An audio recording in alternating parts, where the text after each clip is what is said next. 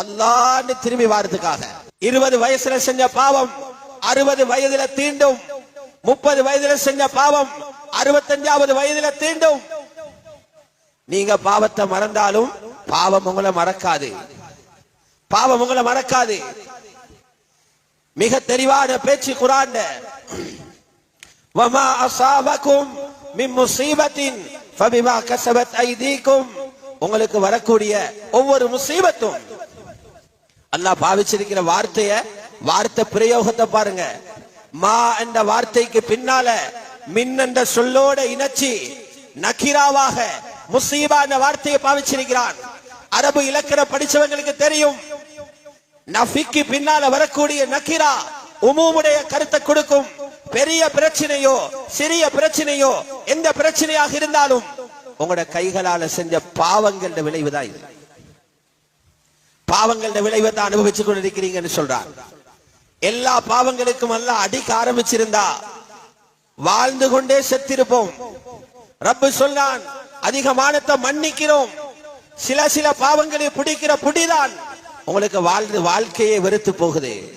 வயாஃபு an கஸீர், அதிகமான பாவங்களை அல்லாஹ் மன்னிப்பதாக சொல்றான். இதை விட ஆச்சரியம் என்னன்னா, அல்லாஹ் சொல்றான், கரையில பூமியில வரக்கூடிய பிரச்சனைகள் மட்டுமல்ல, கடலில வாழுது கடல் சார் இன படைப்புகள், மீனினங்கள், கடலுக்குள் இருக்கிற அல்லாஹ்வுடைய படைப்புகள், கடலுக்குள்ள மீனுக்கு பிரச்சனை வருது. ரப்பு சொல்றான், மீன் செஞ்ச பாவத்தால அல்ல, கரையில இருக்கிற மனிதன் செய்த பாவத்தால கடல்லையும் பிரச்சனை வருதாம், கடல்லையும் பிரச்சனை வருதாம். ظهرல் ஃபஸாத் ஃபில் பர்ரி வல் பஹர், கடலிலும் கரையிலும் குழப்பங்கள் வெளியாகிருச்சு. எதால? பிமா கஸபத் ஐதின் நாஸ், மக்கள கைகளால செஞ்ச பாவங்கள விளைவாக.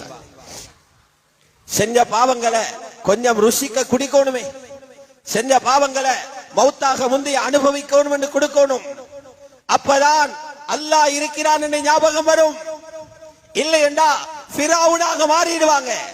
எங்களை பார்க்க ஆள் இல்ல, கேட்க ஆள் இல்ல, கையில காசு இருக்குது, அதிகாரம் இருக்குது, பட்டம் இருக்குது, படிப்பு இருக்குது, நினைச்சதை செய்வோம் என்று ஒவ்வொருத்தனும் ஃபிரௌன் ஆகிடுவான்.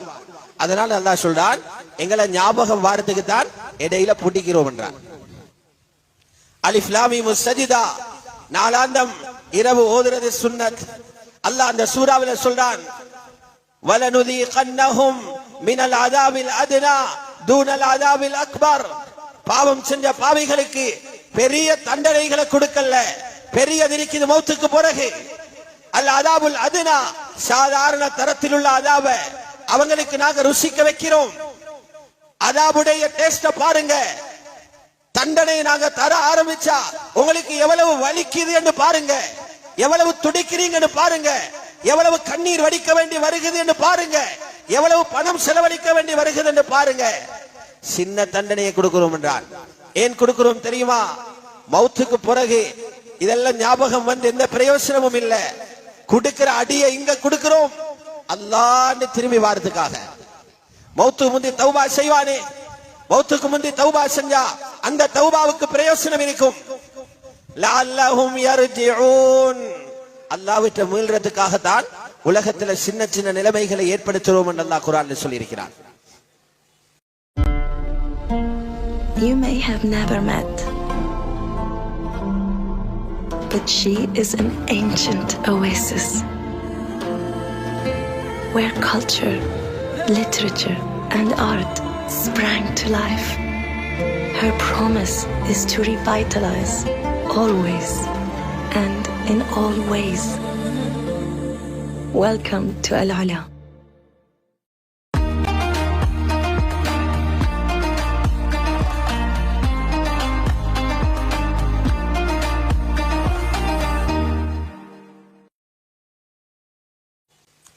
கண்ணியமான மேலான பெரியார்களே, சகோதரிகளே, தாய்மார்களே, சகோதரிகளே, சில மக்களுக்கு பாவங்கள பயமே இல்லை, பாவத்துல பயமே இல்லை. பாவத்தினுடைய விளைவுகளை தெரியாததால சின்ன பிள்ளைகளை போல ஆள் வளர்ந்திருந்தாலும் வயது பைத்திருந்தாலும் அல்லாஹ்வை விளங்குற விஷயத்துல குழந்தைய போல அவருக்கு அல்லாஹ்வோட அறிவில்லை, ரப்பட அடிய தெரியாது, ரப்பு கோபம் வந்தா என்ன செய்வான் என்று தெரியாது. அதனால கணக்கு வழக்கு இல்லாம பாவம் செஞ்சு கொண்டு போறாங்க.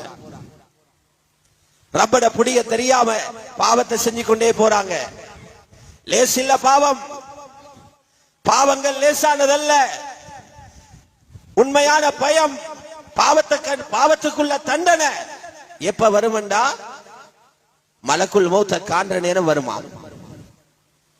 பாவம் செஞ்சவங்களுக்கு நல்ல மௌத்து வாரத்தை எதிர்பார்க்க இயலாது. பாவம் செஞ்சா தௌபா செஞ்சு அதை அழிச்சு போட்டுறணும். தௌபா செய்யாம யாருக்கெல்லாம் சக்கராத்து வருகிறதோ அல்லாஹ் எங்கள் எல்லாரையும் பாதுகாக்கணும். தௌபா இல்லாம மௌத்து வராம தௌபாவோட மௌத்து வந்துடணும். மன்னிக்கப்பட்ட நிலையில வந்துடணும். பாவங்கள் பட்டோலையில பதியப்பட்ட நிலையில மலக்குள் மௌத்து வந்து ஃபைல கையில எடுத்தாருண்டா நிம்மதியே பைத்திரும். தொலைஞ்சிரும் நிம்மதி. தொலைஞ்சிரும் நிம்மதி.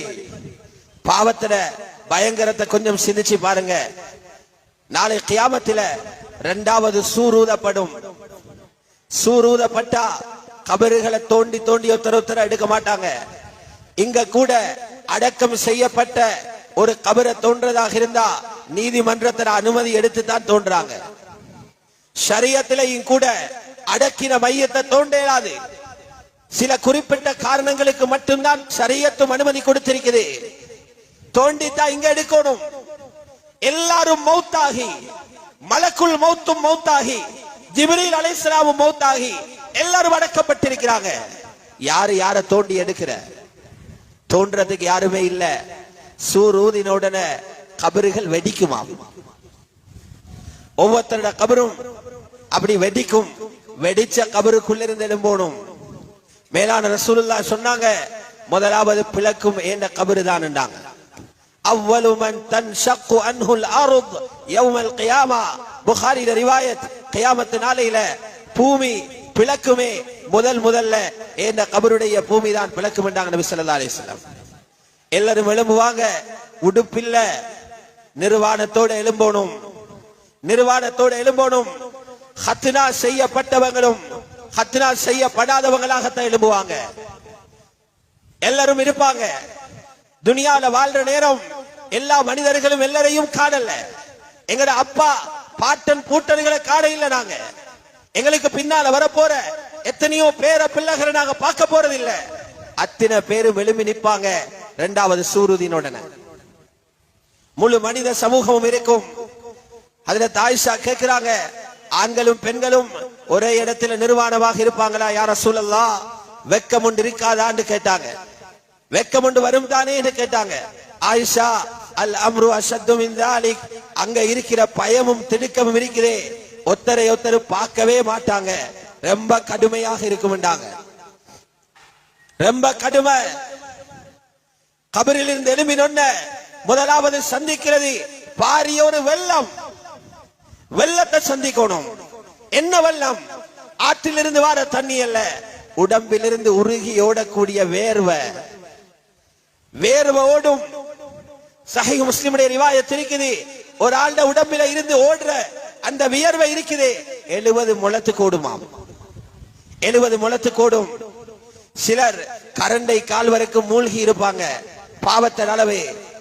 சிலருடைய முழங்கால் வரைக்கும் மூடி இருப்பாங்க. சிலர் இடுப்பு வரைக்கும் மூழ்கி இருப்பாங்க. சிலவங்க கழுத்து வரைக்கும் மூடி இருப்பாங்க. சிலர்களை வியர்வை கடிவால விட்டது போல முழுமையாக வேர்வையில மூழ்கடிச்சிரும்னு சொன்னாங்க நபி ஸல்லல்லாஹு அலைஹி வஸல்லம். இந்த நேரத்தில் யாருமே வர மாட்டாங்க. இருந்த கூட்டாளிமாறு வர மாட்டாங்க. காசி வேலை செய்யாது, படிப்பு வேலை செய்யாது. அங்க இருக்கக்கூடிய அரசியல்வாதிகள் வரமாட்டாங்க. ஊர்ல இருந்த நண்பர்கள் வரமாட்டாங்க. நாங்க நிக்க வேண்டியதுதான். இந்த நேரத்தில் சில முழங்கள் மேலால சூரியன் நிற்கும். இங்க படுகிற வெயிலே தாங்கிக் கொள்ளாது. பல லட்சம் மைல்களுக்கு அங்கல சூரியன் இருக்கிறதாக ஏதோ கணக்குகளை சொல்றாங்க. சரியாக இருக்கேனும் பிழையாக இருக்கேனும் அவ்வளவு தூரத்தில் இருக்கிற சூரிய வெளிச்சத்தையே அந்த வெப்பத்தையே தாங்க இல்லாம இருக்குது. சில மைல் சில முழங்கள் தூரத்தில் இருக்கிற சூரியன்